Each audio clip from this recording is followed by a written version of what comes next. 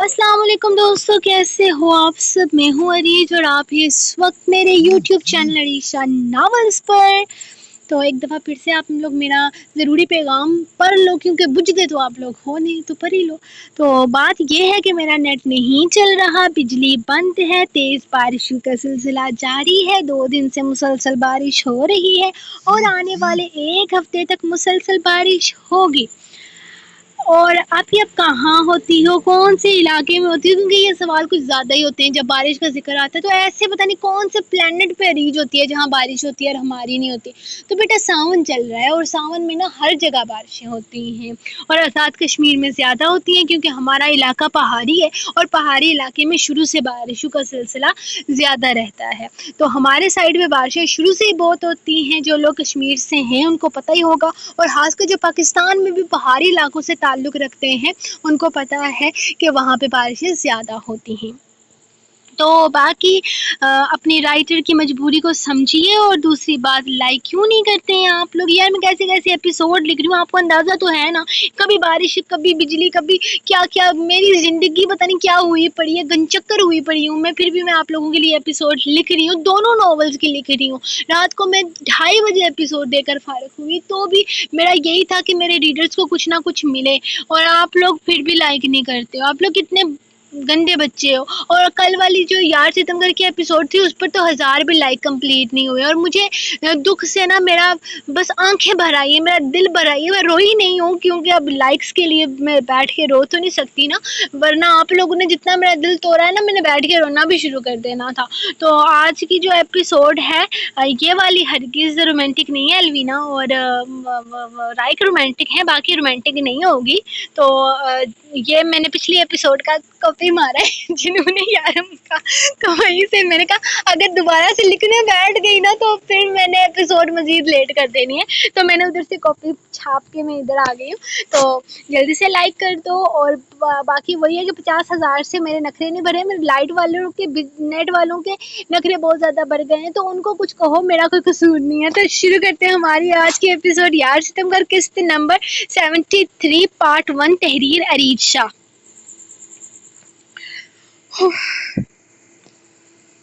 فارحہ میری بات سننا ذرا۔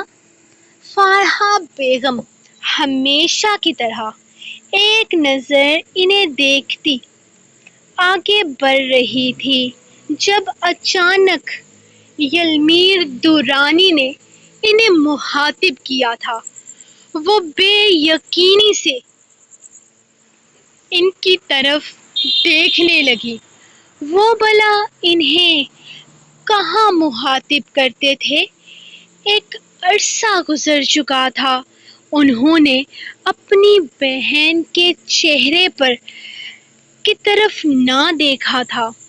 کسی زمانے میں وہ ان کی لاڈلی بہن ہوا کرتی تھی، اس کی کوئی خواہش ادھوری رہ جائے یہ یلمیر درانی کی توہین تھی۔ اس کی خواہشیں پوری کرنے کے لیے وہ کسی بھی حد تک چلے جاتے تھے، اور پھر یونیورسٹی میں پڑھنا بھی تو ان کی ایک خواہش ہی تھی، جہاں سے ان کے خاندان کی تباہی شروع ہوئی تھی، اور ان کی اس خواہش کو یلمیر درانی نے سب کے خلاف جا کر پورا کیا تھا۔ لیکن یہ خواہش ان کا خاندان تباہ کر دے گی یہ وہ نہیں جانتے تھے۔ ہاں لیکن ان کی بہن ان کے لیے عزیز تھی، اور پھر ان کی اسی بہن نے ان کا سر جھکایا تھا کسی غیر مرد کے ساتھ تعلق جوڑ کر۔ اس نے ایک ناجائز بیٹی پیدا کر کے، اور اس کے بعد یلمیر درانی نے اپنی بہن سے मुखातिब होना छोड़ दिया था। इन्हें नफरत हो गई थी इसके वजूद से, और इस वजूद से भी जिसे वो पैदा कर चुकी थी। इन्हें सारी जिंदगी आयरा से नफरत रही थी, लेकिन वो कहाँ जानते थे कि इनका बेटा, इनका गरूर इसी लड़की की मोहब्बत में गोटे गोटे डूब जाएगा। इनकी पुकार पर फरहाद दुरानी को लगा कि शायद उन्होंने कुछ गलत सुन लिया है, लेकिन फिर भी वो रुक गई थी जब यलमीर दुरानी इनके करीब आए। एक बेयकीनी थी। उन्होंने यलमीर दुरानी के चेहरे पर देखा था, कहा कुछ नहीं था। वो तुम आज आयरा बेटी के कमरे में मत जाओ, वो अजबक आज रात वहाँ रुकेगा। तुम तो जानती हो ना कि आयरा जिस तरह की दवाइयाँ ले रही है, इसकी वजह से इसकी नींद नहीं खुलती है। इसीलिए अजबक इसके पास रहना चाहता है, थोड़ा वक्त इसके साथ गुजारना चाहता है। मैं जानता हूँ तुम भी फिलहाल इस चीज़ के लिए राज़ी नहीं हो, लेकिन मैं फिर भी तुमसे रिक्वेस्ट करता हूँ कि मेरे बेटे को अपनी बेटी के पास रहने दो। इनके लहजे में इल्तिजा थी, और इस इल्तिजा को सुनते हुए वो हैरान रह गई थी। यलमीर दुरानी कहाँ किसी से इल्तिजा करते थे, वो तो हुक्म सुनाया करते थे, और फिर इस हुक्म को पूरा करना जैसे सब पर फर्ज हो जाता था। माफ़ कीजिएगा लाला, मेरी बच्ची को ये मंजूर नहीं है, और आपके बेटे ने जो किया है इसके साथ, इसके बाद मेरा नहीं ख्याल कि इस तरह की मोहब्बत जताने की ज़रूरत कहीं भी पेश आती है। इनका लहजा तल्ख था, लेकिन इनके तल्ख लहजे पर भी यलमीर दुर्रानी ने किसी तरह का एतराज़ ना उठाया था। तुम सही कहती हो, मेरे बेटे ने जो किया वो नाकाबिले माफ़ी है, लेकिन इसकी हालत तुम भी देख सकती हो ना। ना ठीक से खाता है, ना ठीक से सोता है, कितने दिनों से ऊपर अपने कमरे की तरफ भी नहीं गया है। मैं नहीं जानता ये दूसरी शादी वाली बात में कितनी सदाकत है। हाँ, लेकिन तुमसे इतना ज़रूर कहूँगा कि मेरे बेटे ने आयरा से ज़्यादा मोहब्बत किसी से नहीं की। वो तुम्हारी बेटी के लिए जान दे सकता है, इसके लफ्ज़ों का हिसाब मैं नहीं दे सकता। वो आयरा और इसका निजी मसला है, और खुद ही इस मामले को وہ حل کریں گے۔ ہاں لیکن تمہارے سامنے میں ہاتھ جوڑ کر اتنا ضرور کہوں گا کہ میرے بیٹے سے اس کی محبت نہ چھینو۔ وہ اچانک ان کے سامنے ہاتھ جوڑنے لگے تو فارحہ حیران رہ گئی تھی۔ لالا، یہ آپ کیا کر رہے ہیں؟ انہوں نے ان کے ہاتھ پر اپنا ہاتھ رکھتے ہوئے کہا تو یلمیر دورانی نے ان کی آنکھوں میں ندامت سے دیکھا تھا۔ اپنے بیٹے کے لیے وہ کسی بھی حد تک جا سکتے تھے، یہ حقیقت تھی۔ اگر برلاس خان کو یہ لگتا تھا کہ وہ ان کے بیٹے کے سہارے انہیں جگا سکتا ہے تو یہ غلط نہیں تھا۔ فارحہ، میرا بیٹا مر رہا ہے اور میں اسے مرتے نہیں دیکھ سکتا۔ میرے بیٹے کی زندگی کا نام عائرہ اسبق خان دورانی ہے۔ میرے بچے سے اس کی زندگی مت چھینو۔ وہ ہاتھ جوڑے ہوئے بولے تو فارحہ کتنی ہی دیر بت بنی انہیں دیکھتی رہی تھی، لیکن ان سے کچھ کہا نہ گیا۔ ٹھیک ہے، میں آج کی رات اپنے کمرے میں چلی جاتی ہوں، لیکن اسبق سے کہیے گا کہ عائرہ کو پتہ نہ چلے کہ وہ رات کو وہاں اس کے کمرے میں موجود تھا۔ اس کی محبت پر شک نہیں ہے مجھے، لیکن اس نے جو کیا اس کے بعد میں اپنی بیٹی کو مزید اذیت سے دوچار ہوتے نہیں دیکھ سکتی، وہ کہتے ہوئے آگے بڑھ گئی تھی، جبکہ یلمیر دورانی تاشکر نگاہوں سے انہیں دیکھتے رہے۔ تائی امی، آپ یہاں اس کمرے میں کیوں رہ رہی ہیں؟ میرا مطلب ہے آپ کا اپنا کمرہ اس حویلی میں موجود ہے تو آپ اس کمرے میں رات کیوں گزار رہی ہیں؟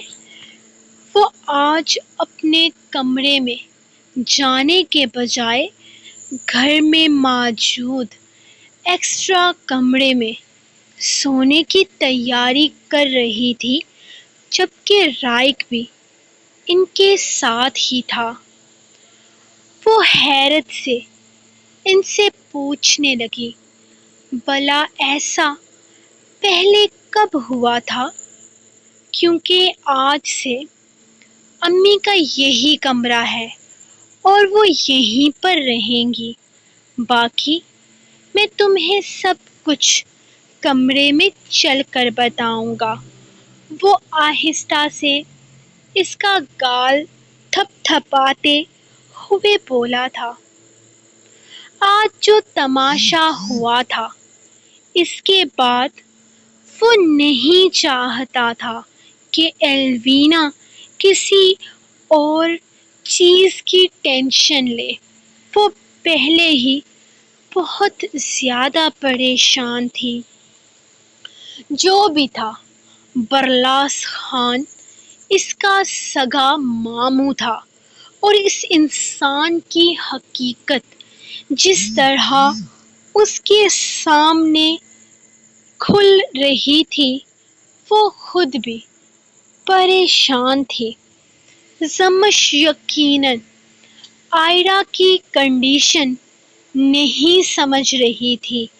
ایک لڑکی جو ساری زندگی ناجائز ہونے کا داغ اپنے ماتھے پر سجا کر رکھتی ہے، وہ کیسے صرف ایک دفعہ اس انسان کے پکارنے پر چلی جائے، اسے آئرہ اپنی جگہ غلط نہیں لگی تھی، لیکن پھر بھی اپنے باپ پر جوتا برسانا، اس چیز نے اسے تکلیف پہنچائی تھی۔ زمش کا ری ایکشن بھی اسے غلط نہیں لگا تھا، ہاں، لیکن آئرہ کی ذہنی کنڈیشن اس وقت ٹھیک نہیں تھی، اسی لیے وہ کسی کو جج نہیں کر سکتی تھی۔ اور پھر تائی امی کا تایا ابو کے ساتھ رہنے کے بجائے ایک الگ کمرے میں رہنا بھی اس کے لیے تشویش کا باعث تھا۔ تو ان دونوں ماں بیٹوں کو ان کے حال پر چھوڑتے ہوئے وہ کمرے سے ہی چلی گئی تھی۔ یلمیر درانی کی بات مان کر وہ ان کے کمرے میں چلا آیا تھا۔ آئرہ بستر پر پرسکون نیند میں تھی، اسے دیکھتے ہی ایک سکون اترا تھا اس کے سینے میں۔ سینے کے بائیں جانب اسے پھرپھراہٹ محسوس ہوئی تھی، اس کے طرح اس کا کمرہ بھی بالکل خاموش تھا۔ وہ بنا آواز پیدا کیے اس کے پاس آتا، اس کا معصوم چہرہ دیکھنے لگا تھا۔ آج بہت دنوں کے بعد اسے موقع ملا تھا اسے دیکھنے کا، اپنی آنکھوں کو راحت پہنچانے کا۔ اس کا نازک سراپا اسے اپنی طرف کھینچ رہا تھا، کسی مقناطیسی کشش کے زیر اثر۔ ازبک اس کے قریب آیا تھا۔ صرف چند دن میں وہ کیا سے کیا ہو گئی تھی۔ وہ کھلا ہوا گلاب، چہرہ مرجھا چکا تھا، وہ آنکھوں کی کشش، وہ حسن کی شادابی کہیں کھو گئی تھی۔ آنکھوں کے نیچے گہرے حلقے اس بات کے گواہ تھے کہ ازبک درانی کی بے وفائی کا غم پوری شدت سے منایا گیا ہے۔ اس کا دل تڑپ اٹھا تھا، اس کے آنسوؤں پر، اس کی تکلیف پر، اس کے دل کو کچھ ہونے لگا تھا۔ عجیب سی تھکن اس کے اعصاب پر سوار ہونے لگی تو وہ ہار کر اس کے قریب چلا آیا۔ ازبک اس کے ساتھ اس کے سرہانے بیٹھتا، اس کے بالوں میں نرمی سے آہستہ آہستہ انگلیاں چلانے لگا تھا۔ نگاہیں اس کے معصوم چہرے پر جمی ہوئی تھیں، پھر خود پر قابو نہ پاتے ہوئے وہ اس کے ماتھے پر اپنی محبت کا لمس چھوڑتا اس کا چہرہ دیکھنے لگا تھا۔ ہانا، میری ہانا، میری دھڑکن، میری زندگی، میں تم سے نگاہ ملا کر معافی نہیں مانگ سکتا، لیکن تم سے وعدہ کرتا ہوں کہ تمہیں اس اذیت سے نکالوں گا۔ میں تمہیں ہر دکھ، ہر تکلیف سے دور کر دوں گا، بس ایک دفعہ یہ وقت گزر جائے، بس تھوڑا صبر کرو، میں سب کچھ ٹھیک کر دوں گا۔ ہم یہاں نہیں رہیں گے، میں تمہیں اپنے ساتھ لے کر جاؤں گا، ہم دونوں وہاں رہیں گے ایک دوسرے کے ساتھ۔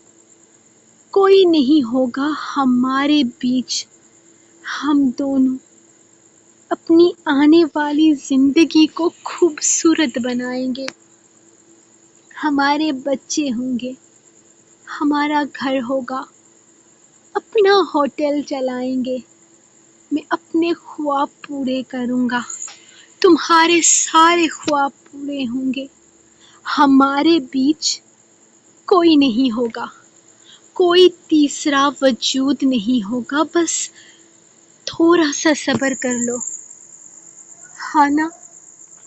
میں سب کچھ ٹھیک کر دوں گا، مجھے بس ایک موقع دو۔ وہ اس کا چہرہ دیکھتا، بے ساختہ عمر آنے والے آنسو کو روک نہیں پایا تھا، اس کے گال سے بہتا آنسو آئرہ کے چہرے پر گرا تو اس نے گھبرا کر پیچھے ہٹتے ہوئے فوراً اس کے چہرے سے اپنا آنسو صاف کیا تھا۔ میری خانہ، ایک دفعہ ٹھیک ہو جاؤ، صرف ایک دفعہ پہلے کی طرح ہو جاؤ، میں تمہیں اس حالت میں نہیں دیکھ سکتا۔ اس کا چہرہ چومتے ہوئے وہ اس کے ساتھ لیٹ گیا تھا۔ میں جانتا ہوں میں نے بہت بڑی غلطی کی ہے، اور یقین کرو میں نے جو بھی کیا اس وقت صرف تمہاری بھلائی کے لیے کیا، لیکن میں نہیں جانتا تھا کہ تمہاری بھلائی کا سوچ کر میں تمہارے لیے گڑھا کھود دوں گا۔ وہ انسان مکر گیا ہے نا؟ اس نے مجھ سے وعدہ کیا تھا کہ اگر میں تمہیں پوری دنیا کے سامنے ناجائز گند کہوں تو میں پوری دنیا کے سامنے یہ کہوں کہ تمہیں گند کے علاوہ اور کچھ نہیں ہو تو وہ تمہیں قبول کر لے گا۔ اس نے کہا تھا کہ اگر میں تمہیں چھوڑنے کا وعدہ کرتا ہوں تو وہ تمہیں اپنا نام دے گا۔ ہاں نا، یہی حقیقت ہے۔ اس انسان نے مجھ سے کہا تھا کہ اس کا نام حاصل کرنے کے لیے تم کچھ بھی کر سکتی ہو، کسی بھی حد تک جا سکتی ہو۔ اس کا نام، اس کی پہچان حاصل کرنے کے لیے تم نے اپنے ہان کو دھوکہ دیا، اس کے دل کے ساتھ کھیلا۔ ارے میں تو تمہیں بہت پہلے معاف کر چکا تھا، میرا دل، میں تمہارے لیے کوئی ہار نہیں تھی۔ وہ تو تمہیں نہ جانے کب سے اپنے دل کی گہرائیوں سے معاف کر چکا تھا، مگر اس پرلاس خان نے مجھ سے کہا کہ تمہیں صرف اور صرف اس کا نام چاہیے، اس کے نام کے لیے، اس کی پہچان کے لیے تم نے اپنا معیار گرایا، تم نے اپنا کردار گنوایا۔ اس نے مجھ سے کہا تھا کہ تمہیں ازبک دورانی نہیں چاہیے، تمہیں صرف اور صرف برلاس خان کی پہچان چاہیے، جس کے لیے تم بچپن سے تڑپ رہی ہو۔ میرا نام تمہیں دنیا کے سامنے سرخرو نہیں کر سکتا، میرا نام تمہیں پوری دنیا کے سامنے جائز ثابت نہیں کر سکتا۔ تمہیں اصل پہچان، تمہیں اصل نام تمہارا باپ دے سکتا ہے۔ بس میں اس کی باتوں میں آ گیا۔ اس نے مجھ سے وعدہ کیا تھا کہ وہ تمہیں اپنا نام دے گا، بس میں تمہیں چھوڑ دوں، اس انسان کے لیے تم اس حد تک آ گئی، تو کیا میں اپنی ہانا کی زندگی بہتر بنانے کے لیے، اسے ایک پہچان دینے کے لیے، اسے اس کی زندگی کا اصل مقصد دینے کے لیے اپنی محبت کا رونا رونے لگتا؟ میں نے صرف تمہارے لیے، تمہاری خواہش کے لیے، تمہاری اصل پہچان کے لیے تمہیں ان گندے الفاظ سے پکارا۔ میں جانتا ہوں میں نے بہت غلط کیا، مجھے ایسا نہیں کرنا چاہیے تھا۔ اس گھٹیا انسان کی باتوں میں آ گیا میں، پرلاس خان کی باتوں میں آ گیا میں، حالانکہ میں جانتا تھا کہ وہ شخص کبھی بھی میرے لیے بہتری نہیں سوچ سکتا۔ اس انسان کی زندگی کا مقصد میرے باپ کو جھکانا ہے، میرے باپ کو نیچا دکھانا ہے۔ تو ایسا کیسے ہو سکتا تھا کہ وہ میرے لیے کچھ بہتری کرے؟ لیکن مجھے لگا کہ شاید اپنی بیٹی کے لیے اس طرح کے الفاظ سن کر وہ تڑپ اٹھے اور وہ تمہیں اپنا لے، لیکن وہ گرا ہوا گھٹیا انسان مجھے دھوکہ دے گیا ہے نا۔ اس نے اپنا کہا پورا نہیں کیا، اس نے اس محفل میں تمہیں برے طریقے سے دھتکارا، لیکن اس شخص نے تمہیں اپنا نام نہیں دیا، اس شخص نے تمہیں اپنی پہچان نہیں دی، کیونکہ شاید وہ تمہیں کبھی کچھ دینے والا تھا ہی نہیں۔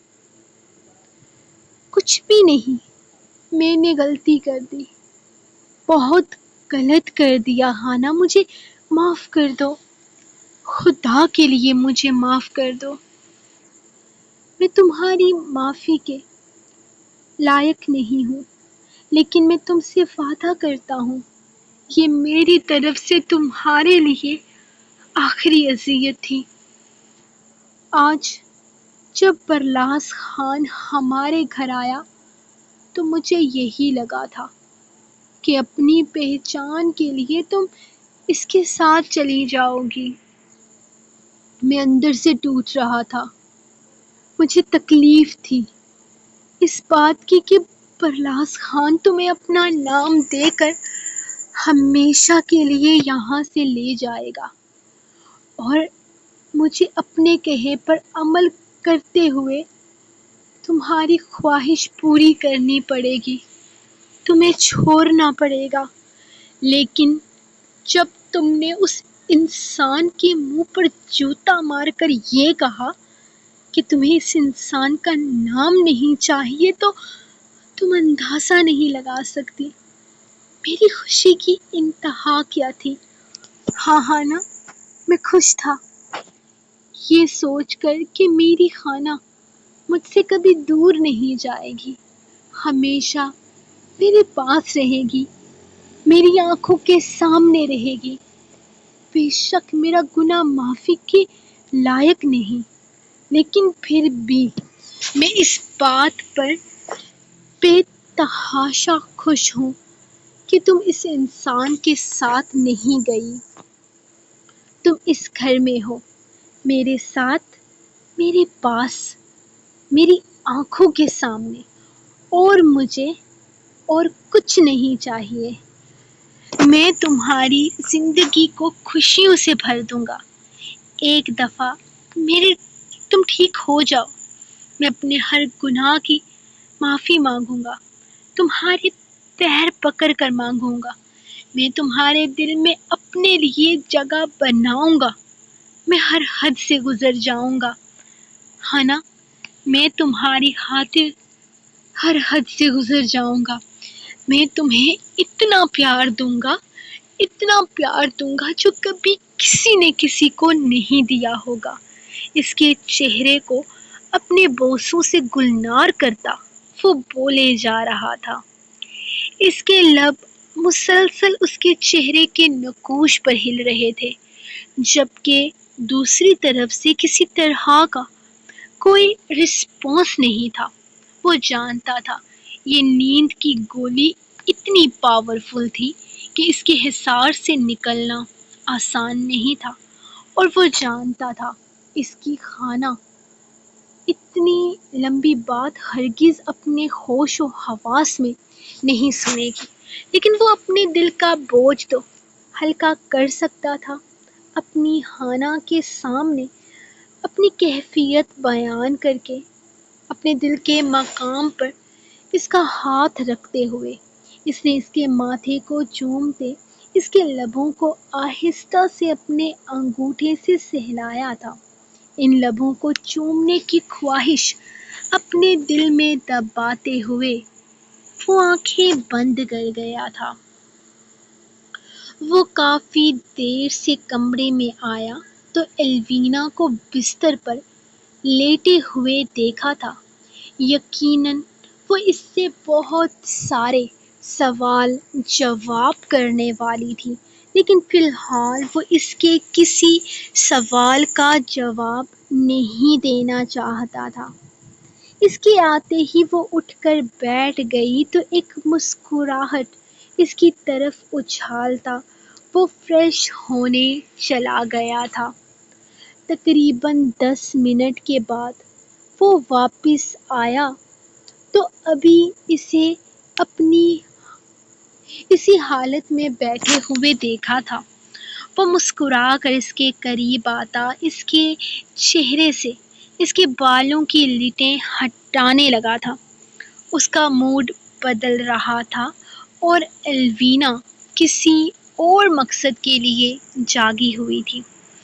یہ رومانٹک بعد میں ہو لیجیے گا، پہلے بتائیں گھر میں کیا چل رہا ہے؟ اس کا ہاتھ اپنے چہرے سے ہٹاتے ہوئے اس نے اپنے ہاتھوں میں تھامتے سوال کیا تو وہ اس کے بالوں میں اپنا ہاتھ پھنساتا اس کے چہرے کو اپنے چہرے کے قریب کر گیا تھا۔ ٹینشنیں چل رہی ہیں، پریشانیاں چل رہی ہیں، اس نے مسکراتے ہوئے اس کے لبوں پر اپنے لب رکھتے کہا تو وہ اس کے کندھے پر ہاتھ رکھتی اسے خود سے دور ہٹاتے ہوئے گھورنے لگی تھی۔ اور یہ ٹینشنیں اور پریشانیاں کیوں چل رہی ہیں؟ مجھے پوری بات بتائیں۔ وہ باضد تھے، جبکہ وہ ایک جھٹکے سے اسے بیڈ پر گراتے اس کا دوپٹہ گلے سے نکال کر دور پھینک چکا تھا۔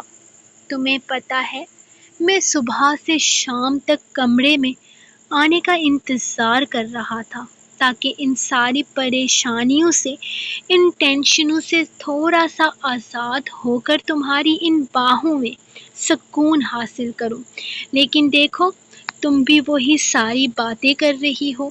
کیا مجھ پر ترس کھا کر تھوڑی دیر کے لیے مجھے اپنی غربت کا حسین احساس دے سکتی ہو؟ کیا تھوڑی دیر کے لیے مجھے ان پریشانیوں سے نکالنے میں میری مدد کر سکتی ہو؟ اس کے چہرے کے نقوش کو چومتے ہوئے اس نے جیسے عاجزی سے اس سے پوچھا تھا۔ ایلوینا سے مزید ایک لفظ نہ کہا گیا۔ وہ صبح سے گن چکر بنا ہوا تھا۔ گھر میں چلنے والی پریشانیوں نے اس پر بہت برا اثر ڈالا تھا، کیونکہ سب کا سنبھالنا اسی کا تو فرض بن گیا تھا، اور اس کی ساری پریشانیوں کا حل ایلوینا کی غربت تھی۔ اتنا تو وہ سمجھ چکی تھی۔ اپنے نازک وجود پر اس کو دل دہلا دینے والی غربت نے اسے تھوڑی ہی دیر میں دنیا جہان بلا دیا تھا۔ وہ نہ تو مزید کچھ سوچنے کے قابل رہی تھی اور نہ ہی سمجھنے کے، وہ بس اسے چھو رہا تھا اور ایلوینا کا دل اس کی محبت میں قید ہوتا چلا جا رہا تھا۔ سو گائز، یہ تھی آپ لوگوں کی آج کی ایپیسوڈ۔ ملیں گے نیکسٹ ایپیسوڈ کے ساتھ، تب تک کے لیے اپنی رائٹر کو دیں اجازت اور دعاؤں میں یاد رکھیں۔ اللہ حافظ۔